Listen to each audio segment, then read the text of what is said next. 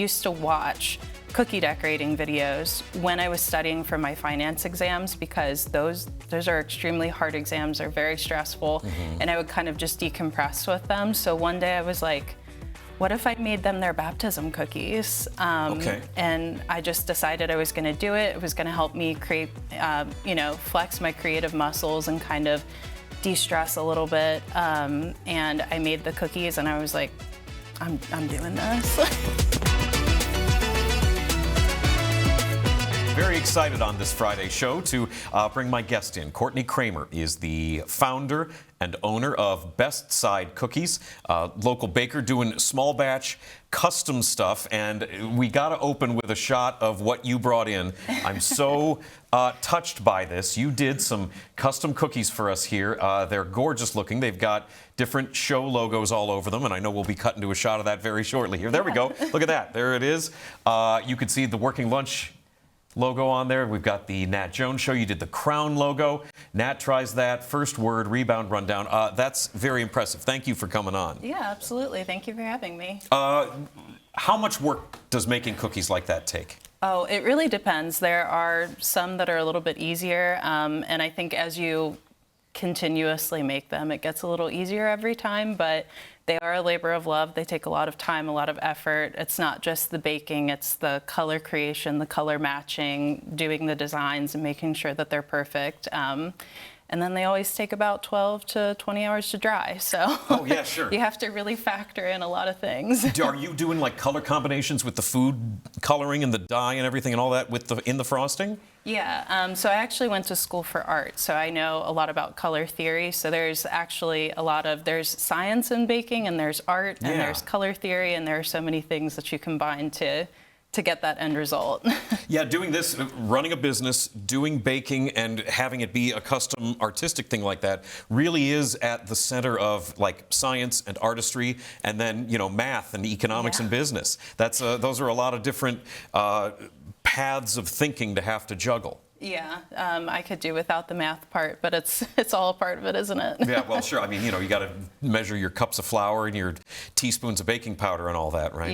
Yeah. I always tell people the baking part is the science, and you really can't stray from it because it's all a chemical reaction in the oven. So you have to make sure that you follow your recipe to a T to get that end result, that perfect cookie at the end. Yeah, those of us that just like to cook dinner, we tend to stay away from baking because it's difficult and it is a science and it's so exact. At least if you got like chicken in a pan, you can cut some corners and that's good enough. You can play with it a lot more. So how did you start Best Side Cookies? What was the motivation behind starting this? Yeah, so I went to school for art, like I said, and I ended up working in weddings for a while, and then I ended up in finance. And then Hold on, what a wild swing. Yeah, a little bit of a little side quest there that I took in finance. I was a stockbroker, and I was actually about to become a supervisory sales principal. And I went on maternity leave with my second son, and I told my husband, I was like, I just don't think that I can go back to work because this, once you have kids, they become your first priority and everything else gets so much harder. So we were kind of talking about the possibility of me not going back to work, but we were really just playing with the idea. And my son, my newborn at the time, had reflux. And he was a very sad baby, and it was very, very stressful. Yeah. He's great now. Okay, good. But it was Apple very... cider vinegar? Yeah. Go on. No, it was very stressful. And one day I just got it in my head. I used to watch cookie decorating videos when I was studying for my finance exams, because those are extremely hard exams. They're very stressful. And I would kind of just decompress with them. So one day I was like, what if I made them their baptism cookies? And I just decided I was going to do it. It was going to help me create, flex my creative muscles and kind of de-stress a little bit. And I made the cookies, and I was like, I'm doing this.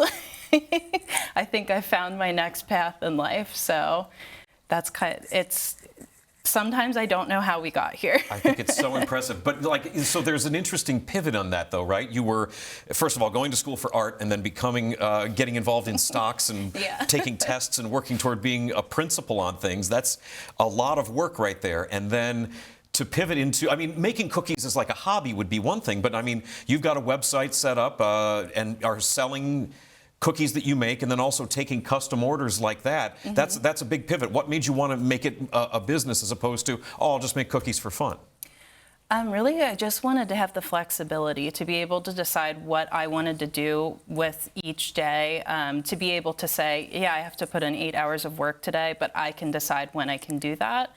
And I can be here for my kids when they need me, but then I can, also get the work done. And I love that I finally have a job now where I'm flexing those creative muscles, because that's always been a calling that I've had as an artist. Yeah, of course, and it feels good to do that. Yes. I know we've got some pictures that I grabbed off of your website, between your website and your Instagram, some really delicious-looking stuff and impressive-looking stuff. Right there is the Saturday morning cartoon. Yes, I really wanted the cookies to evoke like a sense of nostalgia, because I just remembered baking with my grandpa every Saturday, and we would first wake up, we'd make breakfast, and we'd watch cartoons.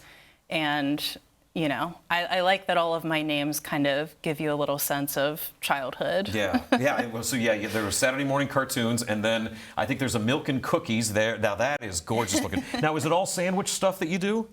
Most of them. I also have a s'mores cookie. It's a chocolate chip cookie that's stuffed with s'mores. I have the confused cookie, which is a cookie inspired by the brewery 13 Below. Okay. It's kind of a bar snack infused chocolate chip cookie with butterscotch, pretzels, potato chips. So wow, like a savory sweet thing. Yeah. So a lot of them are sandwich cookies, but I like to try to play around with different ideas and flavors. In terms of the business of it, you're selling on the website and you're taking custom orders. How is that working lucratively? How far out are you planning with ingredients and materials? And do you live in fear of like getting some big order that somebody reaches out to you on Instagram about? Not really. My husband and I tend to go to Sam's Club like probably twice a month now, and I just stock up like a whole cart, and we bring everything home, and I have like 100 pounds of flour in my house at all times. Sure. But that way I'm not worried about ever running out. And I've never had an issue where anything has been sitting around going bad. So we go through it pretty fast. Yeah, I bet. Yeah, there's no time. Because how frequently are you getting custom orders? Generally weekly. Okay. So. and I know we've got some pictures of some of your custom work that I think is really impressive. Outside of the show logos you did, those are Cinco de Mayo themed cookies, right? That is incredibly impressive work right there. And those are cookies. Yeah. Like I just want to taco. Don't they seem like they wouldn't taste like cookies? No, I know, and that's and the idea. Honestly, the idea of a margarita cookie is something that I hadn't considered before, but that's now firmly in my brain. This is great, with a Halloween countdown kind of thing that I found that you posted. This is really intricate work. I mean, can you remember back to when you made those? Okay. The amount of time and effort of like design, and then is there a test phase before you're making the cookie? Not really a test phase. These ones were a little bit easier, the Halloween ones, because I kind of have an idea of how those designs work already from past orders.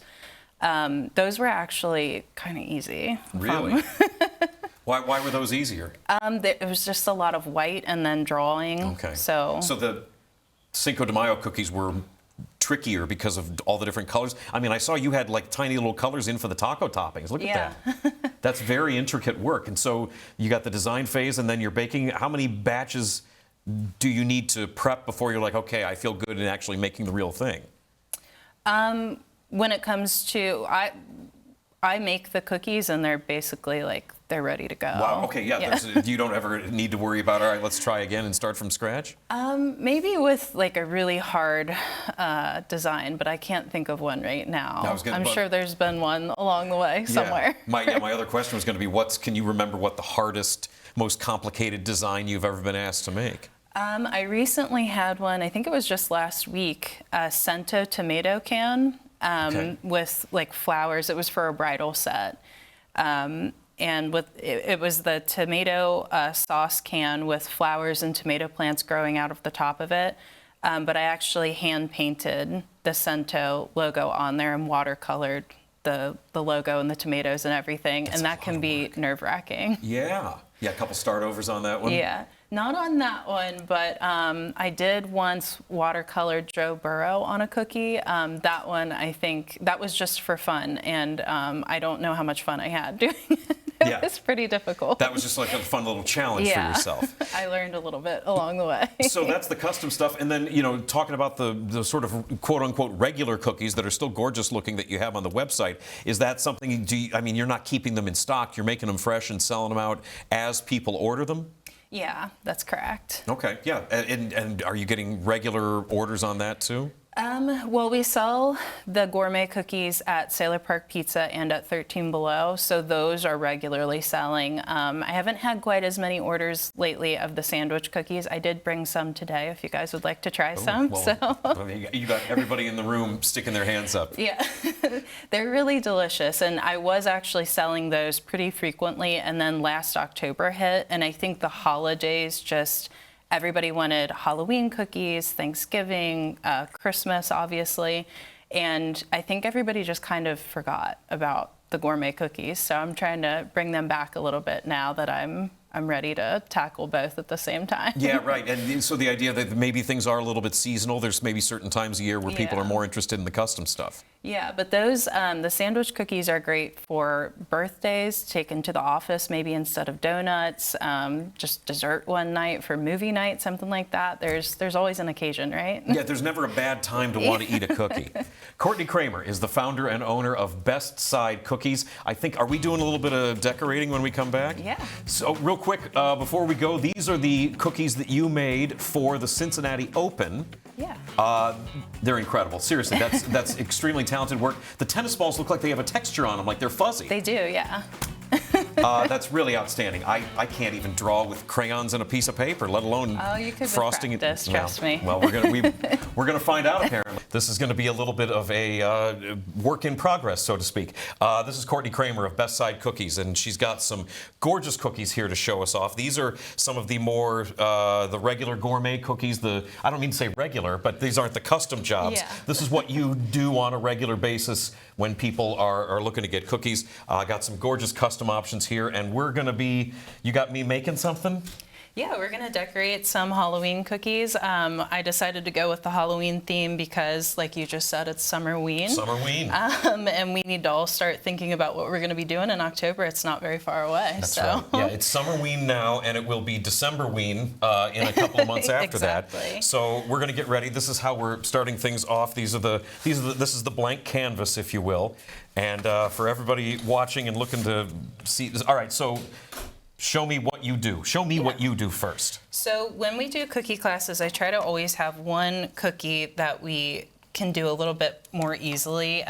It's just a flood cookie. That's what we call it when we just put the icing down and it's not intricately designed. Okay. So for this, we're going to use our white for our ghost.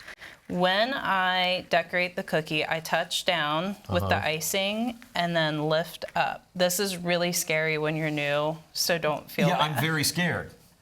Oh boy. All right. Well, we're already off to. All right, we're doing okay. And my sleeve's getting caught. All right, that's fine. We're filling that in. All right. Well, this is compelling. I'm sure everybody's rooting for me right now. I'm going too fast because the icing is like curling up, but I think that's kind of an artistic choice that I'm making for this. This is, because, oh boy, look how nice, you have nice, all right, I have a little bit more practice than you. I know, okay. and my hand's really shaky right now because my blood sugar's all screwed up from the idea that I've got all these cookies around me right now. So once we have the outline done, we can go in and flood the cookie. For that, you're gonna squeeze the bag a bit harder. Heavier squeeze, yeah. Yeah. Because we're just coloring it. This is coloring. Yeah, exactly. Just try to stay inside the lines. Now, like with this white icing here, is this something that you're making as a custom color, or can you just buy like a stock white icing with this? Yeah, all of my icing is made from scratch. You're kidding me. It's better that way, because that way you really know what you have. Well, and in terms of like the texture and the way it sets up, right? You don't have to worry about it getting dry or anything like that because you just made it. Exactly. So on busy weeks when I have, we use the scribe tool. Yeah, what is it? What do you do? You're giving it a little swirl? Yeah, I do just like little circular motions to just kind of like marry all that icing together and make it one solid. Well, I think we probably just need to show how good I'm doing so far to compare folks. This is real good, and yours it's fine. You're doing okay. Yeah. You know, I could use some practice. Swirling around. Okay, so we're marrying, just making sure everybody's all getting along here on the ghost. Yeah, exactly. Okay. So we'll usually have one of these cookies in class so that you can just kind of get used to flooding a cookie first before we get into anything more intricate. That makes sense. But now that we have him done, he's not quite done. He could use some eyes and a mouth, but we want to wait because this should set up a little so that the black icing doesn't just melt down into the white. Sure. That's why I also brought 2 cookies here, 2 of the jack-o'-lanterns, to show you the first steps of the jack-o'-lantern and then the end steps, because we won't really have time to wait for it. This is excellent planning. When did you start doing the classes in addition to just making the cookies? We started classes last December at 13 Below. We started doing Christmas classes. We did 2. They were really popular. So we came back for Valentine's Day, Easter, Mother's Day, Father's Day, 4th of July. How's the response on that been? It's been amazing. Yeah. Everybody's been really excited about it. And I love them. I love to get to see all the people that come to class and encourage them. All right, I'm watching how you're doing this. It's no problem. I got this no sweat. It's fine. So I give it a little bit of a curve there in the middle so that it can give the illusion of like a 3D pumpkin. Yeah, I was just thinking that. Yeah. Great minds think alike, Yeah, right? for sure. Yeah. Okay. Coming along, it's no problem. We're drawing the outline first, and then we're going to flood it, right? Yeah. That's the technical term? Yes, and I did, it's okay. I forgot to start with the background. So normally we would take this black icing and scrape it down onto the cookie, and then we would add a little bit of glitter and then add the face. I forgot to do that. Well, that's okay, because I would never have known otherwise. But that's all right, because we have this cookie here anyways. But then you would just flood the outsides. Yeah. Do you ever get people that just, like, even in the most basic situation, like what I'm trying to do right here, just completely miss the boat? I wouldn't say miss the boat. I always tell people we come to cookie class to have fun. Right. So I want you to leave feeling like you had a great time. Yeah. And if you think I never want to do this again, that's great for me, because you can ask me to do your cookies instead. Right? Listen, that sounds like a win-win, which is a heck of a business model. That's that's an excellent idea. Yeah, I mean, you don't want anybody doing like cookie bullying, right? Yeah. I love cookie class. There's so many people. We've had, kids in cookie class. We've had 90-year-olds. We've had ALS warriors, stroke survivors. Everybody is welcome, and my only hope is that everybody has a good time. Yeah. And I always tell people at the end of the day, the cookie's going to taste the same. So you're still going to have a good treat at the end. No, it tastes better if you do a good job. And that's what I'm desperately trying to do here. Oh, see, my flooding situation. I need to get some more icing. We gotta you want it to be pretty thick. Open up the dam and let it flood a little bit more here. Okay, no problem. Is this orange icing? It looks kind of like a carrot. Do you have is there like any carrot flavoring in here? No. Not for a pumpkin, obviously. This is cream cheese flavored. There's not actual cream cheese in it, so it's shelf stable, but it's cream cheese flavored. Well, how do you make cream cheese flavoring? I use emulsions, which are kind of like extracts, but they're stronger. I was just thinking that. Yeah, that's what. Yeah, obviously. Emulsion means that involves like an egg, right? So I don't make the emulsions, I buy them, but I think they're just a mixture of, I think an emulsion can just be a mixture of 2 things. Okay. Well, you're asking me hard questions here. Yeah, sorry, no, I'm just, I can't possibly rest my hopes on the idea that people are going to be compelled with the work that I'm doing in the realm of cookie decoration here. It's going okay, it's fine, but I think I did a better job on the ghost. The ghost looks great. The ghost looks great. They're both great. Well, they're both great, and you know what? Like you said, they're going to taste the same either way. Exactly. Okay. So moving on here, you've got you're doing your the green now, so we can get the stem. Yeah, we can go ahead and start the stem. So the reason that I'm kind of moving in sections here is because we want these sections to all dry separately. We want them all to dry separately so that they are defined. If we did them all together, everything would just kind of melt together and become one big glob. But at this point, after we do our stem, we can also, you can do your stem. Oh gosh, yes, thank you. I couldn't, it's not a pumpkin without the stem. Right. At that point, that one should be a little bit easier because that's a pretty runny icing. Yeah, that worked out okay. Yeah. And then again, you can move that around with your scribe to kind of meet the edges. Okay. I think you know what? I'm going to make a little bit of an artistic. I think that sort of works just like that. That's fine. And I think I'm going to see about. I'm going to do some. Can I do like a little bit of a choice and give green eyes to the pumpkin? Is Absolutely. That? All right. Do whatever you'd like. I love when people come to class too, and they have their own ideas, and they kind of make, maybe we had an Easter egg, and they did something different than what I did. I'm like, that's great. I want you to come to class and exercise your creative muscles. Was that a hard pivot going from all the stocks and everything to then living in cookie world with children? Yes, it was hard to find the time for everything, but we have figured it out. Luckily, my husband he's a Cincinnati firefighter, so he has a little bit of time to spend with them while I work more. But I mean, that also means that he's out, the big long shifts and staying at the firehouse and everything, right? Yeah. On those nights, I just work at night after the kids go to bed. I listen to audiobooks, and honestly, it's really nice. Okay. It's a nice little. What have you had as far as challenges with the business, equipment issues or anything like that? Or you're just doing this out of the home, so how's your oven? I think somebody must have told you about my oven. I don't know what you're talking about. A few weeks ago, my busiest week of the year, I had a ton of orders. I had cookie class. It was pretty hectic already. At about 3 a.m. on a Sunday, which was really 3 a.m. on Monday, I was up baking cookies, and I was standing at my bar cutting more cookies when there was a big flash and a weird noise from my oven, and it was because our heating element had died, but at the time I didn't know that, and it was 3 a.m. and my husband wasn't home, and I was like... And it was a big boom. Yeah. Yikes. So I was like, I'm just going to go to bed. It's like, I can't deal with this right now. So I went to bed, and I was sitting there thinking, well, what am I going to do? And I didn't have that many cookies left, but when you don't have an oven and you have to special order a heating element, that's a little bit of a concern. Yeah, I mean, are you reaching out to customers? Are you worried about losing the business at that point? No, I was kind of brainstorming, and I have a friend who lives nearby, very nice, cleanly dudes. I said, hey, could I use your oven? And he said yes. Sorry, I was going to give you the orange to fill in your... This pumpkin fill-in thing is not going well.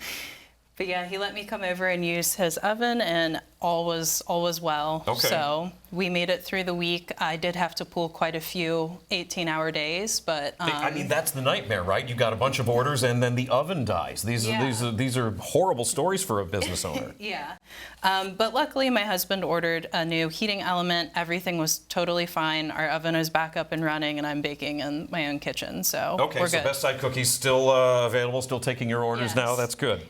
Even better heating element now, so we're good. Okay. Well, all right.